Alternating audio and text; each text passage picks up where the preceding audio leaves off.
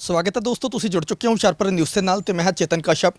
पंजाब सरकार के दिशा निर्देशों ते अज हुशियारपुर प्रशासन वालों हुशियारपुर जिले भर दे विच एक वड्डा तहैया किया गया है वातावरण नूं बचाउण नूं लैके।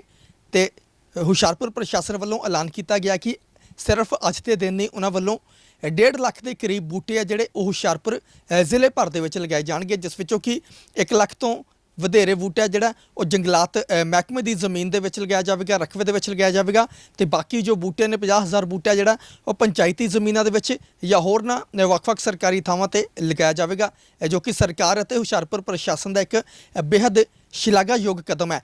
ਕਿਉਂਕਿ ਕਿਸੇ ਵੀ ਸੂਬੇ ਕਿਸੇ ਵੀ ਦੇਸ਼ ਦੀ ਜਿਹੜੀ ਆਰਥਿਕਤਾ ਹੁੰਦੀ ਹੈ ਉਹ ਕੁਦਰਤੀ ਸੋਮਿਆਂ ਤੇ ਟਿਕੀ ਹੁੰਦੀ ਹੈ। ਕਿਸੇ ਵੀ ਸੂਬੇ ਅਤੇ ਦੇਸ਼ ਦਾ ਵਿਕਾਸ ਹੈ ਜਿਹੜਾ ਉਹ ਕੁਦਰਤੀ ਸੋਮਿਆਂ ਤੇ ਜਿਹੜਾ ਉਹ ਵਧੇਰੇ ਧਰ ਨਿਰਭਰ ਕਰਦਾ ਹੈ। ਕਿਉਂਕਿ ਜਿਸ ਸੂਬੇ ਦੇ ਕੋਲ ਜਿਸ ਦੇਸ਼ ਦੇ ਕੋਲ ਕੁਦਰਤੀ ਸੋਮੇ ਵਧੇਰੇ ਹੋਣਗੇ ਸੋ ਸੁਭਾਵਿਕ ਹੈ ਕਿ ਉਸ ਸੂਬੇ ਦੇ ਵਿੱਚ ਜਿਹੜੀ ਤਰੱਕੀ ਵੀ ਹੈ ਉਹ ਜ਼ਿਆਦਾ ਹੋਵੇਗੀ।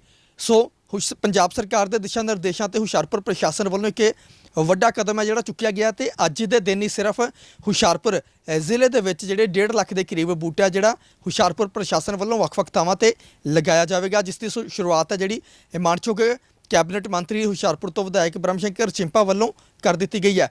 ਸੋ ਜਿੱਥੇ ਇਸ ਕਾਰਜ ਦੀ ਸ਼ਲਾਘਾ ਕਰਨੀ ਬਣਦੀ ਹੈ ਉੱਥੇ ਹੀ ਇਸ ਕਾਰਜ ਨੂੰ ਲੈ ਕੇ ਪ੍ਰਸ਼ਾਸਨ ਨੂੰ ਸਰਕਾਰ ਨੂੰ ਸਾਡੀਆਂ ਅਪੀਲਾਂ ਕਰਨੀਆਂ, ਸਾਡੀਆਂ ਬੇਨਤੀਆਂ ਕਰਨੀਆਂ ਵੀ ਜ਼ਰੂਰ ਬਣਦੀਆਂ ਨੇ। ਕਿਉਂਕਿ ਇੱਕ 1.5 ਲੱਖ ਬੂਟਾ ਇੱਕ ਵੱਡੀ ਗਿਣਤੀ ਹੈ ਬੂਟਿਆਂ ਦੀ। 1.5 ਲੱਖ ਦੇ ਕਰੀਬ ਜਿਹੜਾ ਹੈ ਬੂਟਾ ਅੱਜ ਹੁਸ਼ਿਆਰਪੁਰ ਪ੍ਰਸ਼ਾਸਨ ਵੱਲੋਂ ਲਗਾਇਆ ਜਾਵੇਗਾ। ਵੱਡਾ ਸਵਾਲ ਹੈ ਕਿ ਇਹਨਾਂ ਬੂਟਿਆਂ ਦੀ ਸਾਂਭ ਸੰਭਾਲ ਲਈ ਸਰਕਾਰ ਜਾਂ ਹੁਸ਼ਿਆਰਪੁਰ ਪ੍ਰਸ਼ਾਸਨ ਹੈ ਜਿਹੜੀ ਉਹ ਕੀ ਕਦਮ ਚੁੱਕੇਗੀ।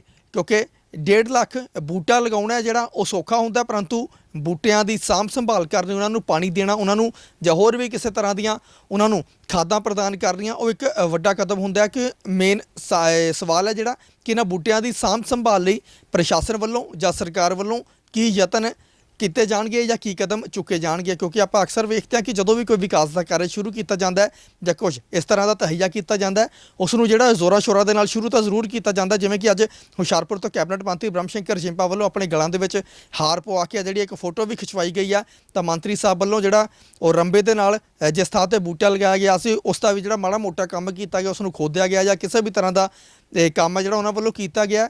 ਤਾਂ ਮੈਂ ਕੈਬਨਿਟ ਮੰਤਰੀ ਬ੍ਰਹਮ ਸ਼ੰਕਰ ਚਿੰਪਾ ਉਹਨਾਂ ਨੂੰ ਵੀ ਅਪੀਲ ਕਰਨਾ ਚਾਹਾਂਗਾ ਕਿ ਯਕੀਨੀ ਬਣਾਇਆ ਜਾਵੇ ਕਿ ਇਹ ਜੋ ਬੂਟੇ 1.5 ਲੱਖ ਦੇ ਕਰੀਬ ਬੂਟਾ ਜਿਹੜਾ ਹੁਸ਼ਿਆਰਪੁਰ ਦੇ ਵਿੱਚ ਲਗਾਇਆ ਜਾਵੇਗਾ, ਇਸ ਦੀ ਸਾਂਭ ਸੰਭਾਲ ਲਈ ਜਿਹੜੀ ਤੁਹਾਡੇ ਵੱਲੋਂ ਕੋਈ ਟੀਮ ਗਠਿਤ ਕੀਤੀ ਜਾਵੇਗੀ ਜੋ ਵਿਸ਼ੇਸ਼ ਤੌਰ ਤੇ ਇਹਨਾਂ ਬੂਟਿਆਂ ਦੀ ਜਿਹੜੀ ਦੇਖਭਾਲ ਕਰੇਗੀ। ਜਾਂ ਜਿਵੇਂ ਕਿ ਪੰਚਾਇਤੀ ਜ਼ਮੀਨ ਦੇ ਵਿੱਚ ਜੋ ਬੂਟੇ ਲਗਾਏ ਜਾਣਗੇ ਉਹਨਾਂ ਲਈ ਸੰਬੰਧਿਤ ਪੰਚਾਇਤਾਂ ਨੂੰ ਜਿਹੜਾ ਵਚਨਬੱਧ ਕੀਤਾ ਜਾਵੇਗਾ, ਉਹਨਾਂ ਦੀ ਵਚਨਬੱਧਤਾ ਜਿਹੜੀ ਦੁਹਰਾਈ ਜਾਵੇਗੀ ਕਿ ਭਾਈ ਜਿਹੜੇ ਬੂਟੇ ਤੁਹਾਡੇ ਪਿੰਡਾਂ ਦੇ ਵਿੱਚ ਲੱਗ ਰਹੇ ਨੇ ਜਾਂ ਜਿਹੜੀ ਵੀ ਪੰਚਾਇਤੀ ਰਕਬੇ ਦੇ ਵਿੱਚ ਲੱਗ ਰਹੇ ਨੇ ਉਹਨਾਂ ਦੀ ਜਿਹੜੀ ਦਿਨ ਭਰ ਦੀ ਜਿਹੜੀ ਰੋਜ਼ਾਨਾ ਦੀ ਦੇਖਭਾਲ ਹੈ, ਜਿਵੇਂ ਕਿ ਬੂਟਿਆਂ ਨੂੰ ਪਾਣੀ ਲਗਾਉਣ ਦੀ ਜਿਹੜੀ ਇੱਕ ਵਿਸ਼ੇਸ਼ ਲੋੜ ਹੁੰਦੀ ਹੈ, ਸੋ ਉਹ ਵਚਨਬੱਧਤਾ ਹੈ ਉਹ ਜਿਹੜੀ ਉਹਨਾਂ ਤੇ ਦੁਹਰਾਈ ਜਾਵੇਗੀ ਕਿ ਤੁਹਾਡਾ ਕੰਮ ਹੈ, ਪੰਚਾਇਤ ਦਾ ਕੰਮ ਹੈ ਕਿ ਇਹਨਾਂ ਬੂਟਿਆਂ ਦੀ ਸਾਂਭ ਸੰਭਾਲ ਕਰਨਾ।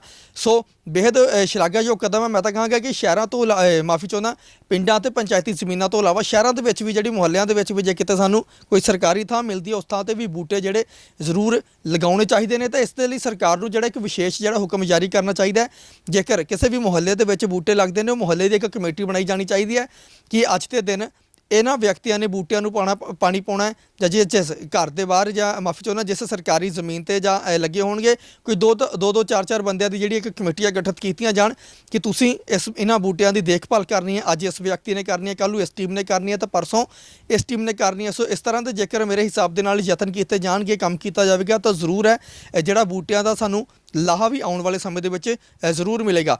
ਕਿਉਂਕਿ ਬੇਸ਼ੱਕ ਅੱਜ 1.5 ਲੱਖ ਬੂਟਾ ਜਿਹੜਾ ਪੰਜਾਬ ਸਰਕਾਰ ਵੱਲੋਂ ਪੰਜਾਬ ਸਰਕਾਰ ਦੇ ਦਿਸ਼ਾ ਨਿਰਦੇਸ਼ਾਂ ਤੇ ਹੁਸ਼ਿਆਰਪੁਰ ਦੇ ਵਿੱਚ ਲਗਾਇਆ ਜਾਵੇਗਾ, ਆਉਣ ਵਾਲੇ 10 15 ਜਾਂ 20 ਸਾਲਾਂ ਤੱਕ ਇਹ ਸਰਕਾਰ ਦੀ ਸੰਪਤੀ ਹੈ, ਸਰਕਾਰ ਨੇ ਇਹਨਾਂ ਦਾ ਲਾਹਾ ਖੱਟਣਾ ਹੈ। ਸੋ ਆਮ ਲੋਕਾਂ ਨੂੰ ਮਨੁੱਖੀ ਜ਼ਿੰਦਗੀ ਨੂੰ ਵੀ ਇਹਨਾਂ ਦੀ ਜਿਹੜੀ ਲੋੜ ਜਿਹੜੀ ਉਹ ਸਮੇਂ-ਸਮੇਂ 'ਤੇ ਮਹਿਸੂਸ ਹੁੰਦੀ ਹੈ। ਕਿਉਂਕਿ ਜਿਵੇਂ ਅਸੀਂ ਕੁਦਰਤ ਦਾ ਘਾਣ ਕਰਦੇ ਹਾਂ ਸੋ ਕੁਦਰਤ ਆ ਜਿਹੜੀ ਉਹ ਭਾਜੀ ਜ਼ਰੂਰ ਮੋੜਦੀ ਹੈ, ਜਿਸ ਦੀ ਤਾਜ਼ਾ ਉਦਾਹਰਨ ਹੈ ਜਾਂ ਤਾਜ਼ਾ ਮਿਸਾਲ ਹੈ ਜਿਹੜੀ ਉਹ ਪੰਜਾਬ ਦੇ ਮੌਜੂਦਾ ਹਾਲਾਤਾਂ ਤੋਂ ਜਿਹੜੀ ਜ਼ਰੂਰ ਲਈ ਜਾ ਸਕਦੀ ਹੈ। ਸੋ ਮੈਂ ਕੈਬਨਿਟ ਮੰਤਰੀ ਬ੍ਰਹਮ ਸ਼ੰਕਰ ਚਿੰਪਾ ਨੂੰ ਵੀ ਕਹਾਂਗਾ ਕਿ ਤੁਸੀਂ ਮੰਤਰੀ ਸਾਹਿਬ ਸਿਰਫ ਤੇ ਸਿਰਫ ਫੋਟੋਆਂ ਤੱਕ ਸੀਮਤ ਹੋ ਕੇ ਨਾ ਰਹੀਓ ਕਿ ਆਪਾਂ ਫੋਟੋਆਂ ਖਿਚਵਾ ਲਈਆਂ, ਅਖਬਾਰਾਂ ਦੇ ਵਿੱਚ ਖਬਰਾਂ ਦੇ ਲਈਆਂ, ਆਪਾਂ ਪ੍ਰੈਸ ਦੇ ਵਿੱਚ ਮੀਡੀਆ ਦੇ ਵਿੱਚ ਆਪਣੇ ਬਿਆਨ ਜਾਰੀ ਕਰਤੇ ਜਾਂ ਲੋਕਾਂ ਨੂੰ ਅਪੀਲਾਂ ਕਰ ਲਈਆਂ। ਸੋ ਜੇਕਰ ਅਸੀਂ ਸੱਚਮੁੱਚ ਇਹ ਵਾਤਾਵਰਨ ਨੂੰ ਲੈ ਕੇ ਅਸੀਂ ਕੁਦਰਤ ਨੂੰ ਲੈ ਕੇ ਸੁਹਿਰਦ ਹਾਂ ਤਾਂ ਸਾਨੂੰ ਜਿਹੜੇ ਆਪ ਪਹਿਲ ਕਦਮੀ ਕਰਨੀ ਚਾਹੀਦੀ ਹੈ ਇਹਨਾਂ ਦੀ ਦੇਖਭਾਲ ਵੱਲ, ਇਹਨਾਂ ਦੀ ਸਾਂਭ ਸੰਭਾਲ ਵੱਲ। ਸੋ ਜ਼ਰੂਰ ਹੈ ਪ੍ਰਸ਼ਾਸਨ ਨੂੰ ਜਾਂ ਸਰਕਾਰ ਨੂੰ ਇਸ ਤਰ੍ਹਾਂ ਦੀਆਂ ਕਮੇਟੀਆਂ ਗਠਿਤ ਕਰਨੀਆਂ ਚਾਹੀਦੀਆਂ ਨੇ ਤਾਂ ਜੋ ਇਹਨਾਂ ਬੂਟਿਆਂ ਦੀ ਜਿਹੜੀ ਚੰਗੀ ਤਰ੍ਹਾਂ ਦੇ ਨਾਲ ਦੇਖਭਾਲ ਕੀਤੀ ਜਾ ਸਕੇ। ਸੋ ਬਹੁਤ ਬਹੁਤ ਧੰਨਵਾਦ, ਤੁਸੀਂ ਜੁੜੇ ਰਹੋ ਹੁਸ਼ਿਆਰਪੁਰ ਨਿਊਜ਼ ਦੇ ਨਾਲ।